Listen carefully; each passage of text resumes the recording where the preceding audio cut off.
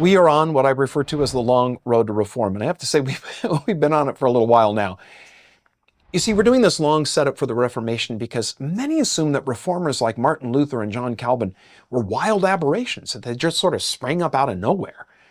Many Protestants assume that the Roman Catholic Church got progressively more corrupt during the late Middle Ages, and that Luther was a lone voice crying in a spiritual wilderness saying enough.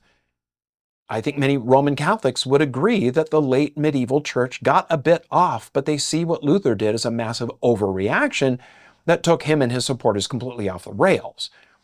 So in this series within the larger church story, I want to make sure that we understand that the Reformation was really the inevitable result of a long attempt at reform that had gone on for a while. And to do that, we need to go back over some of the ground we've already covered. 2 episodes ago, we looked at the protests of the Englishman John Wycliffe.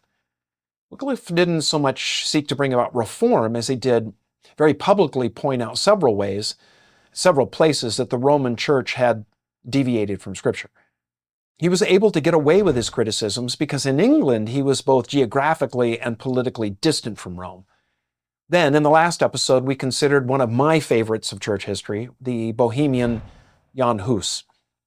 Hus was influenced by Wycliffe's work and decided to put it all into action by teaching and preaching the Bible in the common language of his time and place. It sparked a revival that saw more people attending his services than were going to the cathedral in Prague. The Roman Church couldn't abide that and decided to deal with Hus at the Council of Constance, which is the subject of this episode. But dealing with Jan Hus was really only a side issue for the council. It was called to deal with something Wycliffe, Hus, and other critics were making hay of, the Papal Schism. The Avignon Papacies that we've covered in previous episodes engaged in numerous intrigues and conducted military forays into various regions of Europe. Those had to be funded, and so popes came up with ingenious ways to raise revenue that furthered corruption. And though some might call those tax schemes ingenious, many thought a better word would be insidious. When an ecclesiastical position was vacant, its income was sent directly to the Pope at Avignon. So popes' rather preferred positions went unfilled. That left a growing number of churches without bishops. When a position was filled, it was auctioned off to the highest bidder and returned to the practice of simony that the early church leaders had worked so hard to end. Now, since those ecclesiastical offices were a source of income, some managed to secure several. But seeing that they could only be in one place at a time, they served as absentee landlords in other parishes. Now, added to this simony and absenteeism, the nepotism that marked the Avignon Papacy was so bad, by the end of the fiasco, there was a widespread sense of the need for reform of the church. And since it was the papacy itself that needed reform, the voices calling for it increasingly understood that reform, it would need to come from someone other than the Pope. The crisis that made it clear something had to be done was the Great Papal Schism that we've already looked at in earlier episodes. We've already given a decent summary of it in previous episodes. Any more, I think, would devolve into just a long list of names that become a jumble. So let me just say that the intrigues that went on during this time are elaborate and complex and would make a great TV miniseries. Let me just summarize with this. The trouble started when the papacy returned to Rome from its 70 years in the French city of Avignon. The Roman people, understandably miffed about having been papal-less for so long, understandably demanded an Italian pope. Most of them had been French up to that point. So they got Urban VI, who turned out to be so unpleasant, the cardinals who selected him declared a do-over and elected a new pope. But Urban refused to step down. Things escalated when the Council of Pisa, in a move that could only be described as spectacularly missing the point, decided that the solution to having 2 popes was to elect a third. The Holy Roman Emperor Sigismund of Hungary, apparently unable to learn from history, decided that he would solve the papal traffic jam through the time-honored tradition of calling a really big meeting. So the Council of Constance was to be the mother of all church councils, a sort of medieval United Nations General Assembly. Sigismund's invitation list was ambitious. He summoned not just cardinals and bishops, but also representatives from universities, nobility, and essentially anyone who could contribute to what was shaping up to be the most expensive conference call in history. The city of Constance, a charming lakeside town that probably thought it was signing up to host a nice, quiet religious gathering, suddenly found itself dealing with an estimated 50,000 visitors, roughly equivalent to hosting the Olympics, the World Cup, and Comic-Con all at the same time. Sigismund called the council because he was persuaded by a growing number of counselors that something had to be done in response to the obviously broken condition of the church. These counselors comprised what's called the Conciliar Movement. Church leaders realized the history of the church had been dramatically shaped by past councils. Those councils had kept the church on the rails when it was being threatened with derailing. Councils began all the way back in the 4th century when Constantine called the first all-church meeting at Nicaea. Other crises were solved by similar councils over the centuries. And then, when popes gained power, councils became instruments to enforce their power. This was especially true in the famous Fourth Lateran Council, which adopted a long list of policies of Pope Innocent III. But as papal authority diminished during the Papal Schism, many hoped that a new council would undo the wrongs that had settled in as the status quo in both church and state. As the Conciliar movement grew, advocates said that such a council held more authority than the Pope because it would represent the whole church and not the partisan interests of a single person. Therefore, the council could select a new pope that all could and should agree on. Now, it seems eminently reasonable to us in the 21st century. But the issue was tied up in a sticking point that its advocates had a hard time resolving. And that was this: who had the authority to call such a council? The first council had been called by Constantine, an emperor. Subsequent councils were convened by, a notable church leader who convinced other church leaders that a council was needed. Eventually, councils were convened by popes. And the findings of a council, they had to be officially endorsed by the Pope or they were considered invalid.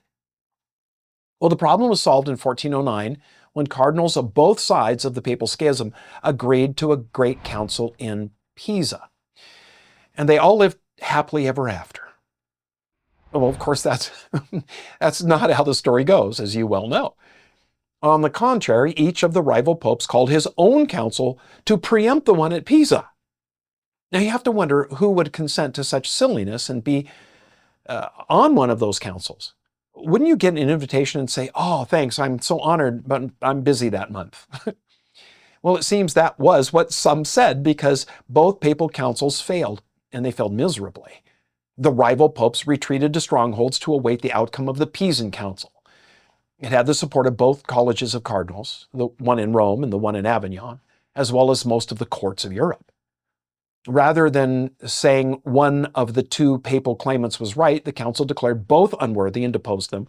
The council then renewed opposition to Simony and several other ecclesiastical ills and elected Pope Alexander V as the new pope. Convinced that they'd ended the schism, the council adjourned. Now, you ready for some more fun? Here we go. All of this illustrates just how badly the church needed reformation. Though the Pisan Council deposed the rival popes and installed Alexander, the previous popes refused to step down and had enough support to retain their positions, in their titles at least. So now there were 3 popes. And then months after being elected, Alexander died, and the cardinals appointed John the 23rd. The ensuing turmoil saw John flee to the German Emperor Sigismund, who was himself in a tussle with 2 rival claimants to his throne, each of which supported a different pope. Sigismund called another council to put an end to the now 3-way papal schism. John assumed the new council would endorse his papacy and agreed with Sigismund to call it in 1414 a Constance. The council realized that John was not the reformer that they needed, and they deposed him. He fled, but was captured and returned to Constance, where he agreed to resign. Worried that he'd flee again and set up somewhere else, he was consigned to prison for the rest of his life. Then the Roman Pope, Gregory XII, resigned, as he'd promised if his rivals did likewise. The Constance Council passed some rules for reform and began the process of picking a new pope, which resulted in the selection of Martin V. Now, Benedict XIII, the last of the Avignon popes, took refuge on the coast of Spain, where he continued his claim as pope, but by now no one was listening to him. When he died in 1423, no successor was elected. So the main task of ending the Papal Schism complete, the Council of Constance turned its attention to the problems of simony and absenteeism. But they were unable to do anything substantive about them since so many of the church's hierarchy had either attained their position through simony or they'd grown rich through absenteeism. So the council issued some decrees and made provisions for future councils that would meet regionally to address local issues.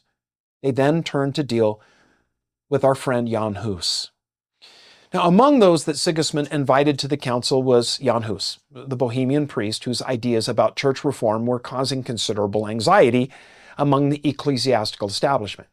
Hus had been preaching radical concepts like conducting church services in languages that people could actually understand, and suggesting that perhaps the clergy shouldn't live in quite such spectacular luxury while their parishioners were subsisting on turnips and hope. Emperor Sigismund, in a move that would later be filed under decisions that seemed like a good idea at the time, granted Hus safe passage to attend the council. This was medieval Europe's equivalent of a diplomatic immunity, and theoretically meant that Hus could attend, present his case, return home safely regardless of how much his ideas annoyed people.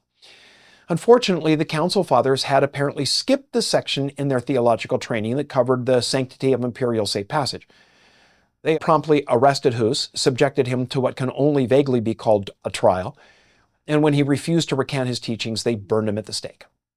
The next council, called by Pope Martin as agreed at Constance, gathered at Pavia in 1423, but then moved to Siena due to the plague. Attendance was thin, and not much was done.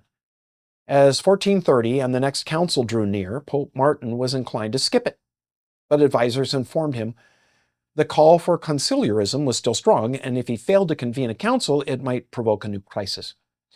The council met in Basel, during which Martin died. The council picked Eugene IV as his successor, and as soon as he was elected, Eugene adjourned the council. But they refused to quit and considered deposing him. Under threat by Emperor Sigismund, Eugene withdrew the decree of adjournment. Up to this point, the Basel Council had gone virtually unnoticed by Europe, but now all eyes were on it. A council seemed to have gained power over a pope. Some said that the council ought to stay convened and rule the church directly. It was then that an urgent request for help came from Constantinople, being severely threatened by the Turks at the time. Both the Byzantine emperor and the patriarch said that they were willing to rejoin the Western Church and take part in the council if it would move to a city closer to Constantinople. Eugene saw this as a way to regain some of his mojo and move the council to Ferrara in northeast Italy. Most of the council refused to relocate, but some, in hopes of ending the long rift between the East and the West, they went to Ferrara. And so it was that the Conciliar Movement, which had come into being as a response to the schism, was itself schismed. Yeah, I know that's not a word. There were now two councils. Oh, and one pope. The Council of Ferrara later moved to Florence, where it gained recognition for seeing the Eastern Church accept papal authority. The Council of Basel, meanwhile, became more radical in its pronouncements, causing increasing numbers of its members to leave and head off to Ferrara. Basel deposed Pope Eugene and named Felix V as the new pope. So are you keeping track? There are now two councils and two popes. The Conciliar Movement, conceived as a way to end the schism, ended up resurrecting it. But the truth is, the council in Basel had dwindled down to such a small number that people paid little attention to it. They moved to Lausanne and eventually disbanded when they realized that they were irrelevant. Felix V gave up his claim to the papacy. Well, it seemed for a while that conciliarism would be a standing feature of church life. In the end, the popes won. Any future councils will be only at their discretion.